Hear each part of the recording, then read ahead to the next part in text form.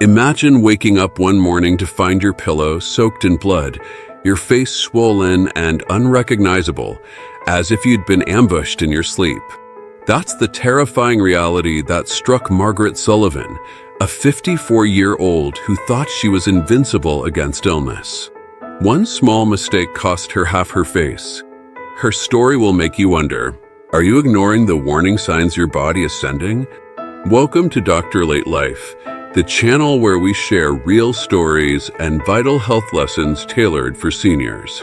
Today, we dive into Maggie's emotional journey, a stark reminder that health is our greatest asset in our later years. Let's get started. At exactly 5:57 a.m., Margaret Maggie Sullivan jolted awake, her cheek damp against the pillow. Panic rising, she touched her face, not sweat, not tears, but blood. Her heart pounded, skin crawling. She sat up, feeling a dull, throbbing pain under her left cheekbone. With trembling hands, she touched her face, red, wet, warm. Her stomach churned. She face mask in hand. She stumbled to the bathroom and flicked on the light. The mirror revealed a stranger. Her left eye sagged unnaturally, her cheek grotesquely swollen, blotched with deep purple and black, like a bruise sunk into her bones. Fear gripping her, she whispered, "Bill." Maggie Sullivan, 54, a retired elementary school teacher and queen of stubbornness and sarcasm, wasn't easily shaken. She'd weathered life with grit, broken cars, busted plumbing, minor health scares she laughed off over toast and black coffee. Diagnosed with diabetes a decade ago, she saw it as a minor inconvenience. She skipped insulin shots, ditched her glucose monitor years ago. Every doctor's warning bounced off her. With a grin, she'd say, "My mama lived to 87 on biscuits and bacon. I'll be fine." But her body was silently waving white flags. Her last A1C was a shocking 12.8%. "I'll deal with it when the time comes," she shrugged. But time didn't wait. It started after a storm. 3 days of relentless rain turned the Sullivans' old farmhouse basement into a swamp. Worriedly eyeing the flood, Bill urged, "Call a cleanup crew." Defiant and headstrong, Maggie replied, "I've been through worse." She grabbed a crowbar and a cheap mask, tearing into waterlogged drywall herself, releasing clouds of mold, spores, and dust. After an hour, the mask came off. Her throat scratched. She brushed it off, saying, "It's just mold. I'll bleach it tomorrow." But tomorrow brought sinus pressure, then a deep ache behind her eye. She lost her sense of taste. Her coffee was flavorless. Puzzled, Bill asked, "Did you use sweetener?" Frowning, Maggie muttered, "Can't taste a damn thing." Her eyes began to swell, her face puffing up, then grotesquely distorted, like she'd gone rounds with a boxer. Still, no doctor. Stubbornly, she insisted, no point racking up bills for a head cold. By Saturday, her left eye barely opened, drooping like melted wax. Desperate, Bill pleaded, "You need the ER." Unyielding, Maggie grabbed leftover antibiotics from the cabinet, promising, "If I'm not better by Monday, I'll call." But Monday never came. Sunday night, she collapsed in the bathroom. Blood gushed from her nose. Her cheek looked necrotic, blackened like rotting fruit. Panicked, Bill caught her as she fell, hearing her whisper weakly, "I think something's really wrong." No more arguments, Bill dialed 911. At County General, ER physician Dr. Elena Reynolds paled at Maggie's face. Bill recounted 3 weeks of symptoms, years of ignored diabetes. Nurses moved fast. A CT scan was ordered. Infectious disease specialists were called. Diagnosis: mucormycosis, a rare, fast-moving fungal infection, nearly unheard of in healthy people, but lethal for diabetics with poor control. It devours tissue, enters through sinuses, spreads to the brain, and doesn't wait. Gray-faced, Dr. Mason, the infectious disease lead, declared she needs emergency surgery. He warned, even with treatment, her odds aren't good. Bill nodded numbly. Hours later, Dr. Mason returned. She's alive, but we had to remove a lot: nasal structure, sinus tissue, her right eye. The infection had reached her brain. Maggie lay unconscious, face wrapped in gauze, a tube down her throat. They started amphotericin B, a powerful antifungal toxic to kidneys. The next 72 hours were critical. Bill stayed by her side, holding her hand, recounting her beloved roses, grandkids chasing fireflies, her cursing squirrels stealing birdseed.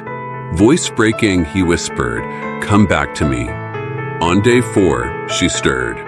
Her remaining eye opened. Weakly, she rasped, "You're still here." Smiling, Bill reassured, "You're stronger than this." Anxiously, she asked, "How bad is it?" He hesitated, then said, "They did all they could. Your eye is gone. Some of your face, too." She fell silent. Staring distantly, she murmured, "Was it really just mold?" He nodded. She looked away, whispering, "I made my choices." Recovery was brutal. Daily insulin shots, nausea, searing facial pain. But Maggie, ever the fighter, found ways to cope. With a wry grin, she told nurses, "I spent years dodging needles. Now I'm on a first-name basis with every syringe here." But the infection wasn't done. On day 7, her fever spiked to 104.5 degrees Fahrenheit. Alarms blared. A second emergency surgery, then a third. Each time, more of her face was gone, upper jaw, cheekbone. Amphotericin B damaged her kidneys. Solemnly, doctors told Bill, "We need to discuss end-of-life preferences." In the chapel, he whispered, "She never planned for this. But I know her. She'd want to hold on to hope." Hope arrived unexpectedly. After the third surgery, her fever broke. Her vitals stabilized. She moved to a regular room. When the final bandages came off, Maggie faced the mirror. No makeup, no filters, just truth. An empty eye socket, a sunken cheek, a stranger's face. Dryly, she said, "Guess I won't need both lenses for my glasses." That night, she broke down, sobbing, "I'm hideous." Bill held her, voice firm, "You're a survivor. You're still my Maggie." Weeks later, back home, casseroles arrived, notes left on the porch. But not all were kind. A neighbor gasped at her face. After that, Maggie stopped answering the door. Afraid, she said, "I don't want to scare the kids." One afternoon, Bill found her flipping through old albums, summers at the lake, grandkids on her lap, her eyes intact. Tears falling silently, she whispered, "I used to be someone." Holding her hand, Bill said gently, "You still are. Just with battle scars now." Then came a shift. Bill walked into the kitchen, seeing her scroll online. Eyes determined, she said, "I booked a consultation." Facial reconstruction. Dr. Bennett at the Detroit Facial Reconstruction Center outlined 18 months of surgeries, grafts, implants, over $17,000, not covered by insurance. That night in their hotel, Maggie stood before the mirror. Resolute, she declared, "I'm not doing it." Concerned, Bill asked, "Is it the money?" She shook her head. "This is me now. These scars are my second chance." Instead of rebuilding her face, she rebuilt her purpose. Joining an online diabetes support group, she shared her story raw, unfiltered. Her posts went viral. A woman messaged, voice grateful, "Because of you, I booked my first checkup in 5 years." Smiling at Bill, Maggie said, "If I can stop one person from ending up like me, it's worth it." Bill, worried, cautioned, people might stare. Defiant, she replied, "Let them. Maybe they'll learn something." She canceled the surgeries, but booked an appointment with her primary doctor. Surprised, Dr. Fletcher said, I thought you were here for your face. Maggie smiled. No, I'm here to manage my diabetes for real. She stuck to it. Daily blood sugar checks, nutritionist visits, every dose on time. Her story spread. Her dry wit and brutal honesty resonated with seniors who saw themselves in her. By January, she was invited to speak at the hospital's support group. Nervous but determined, she stood before a small crowd.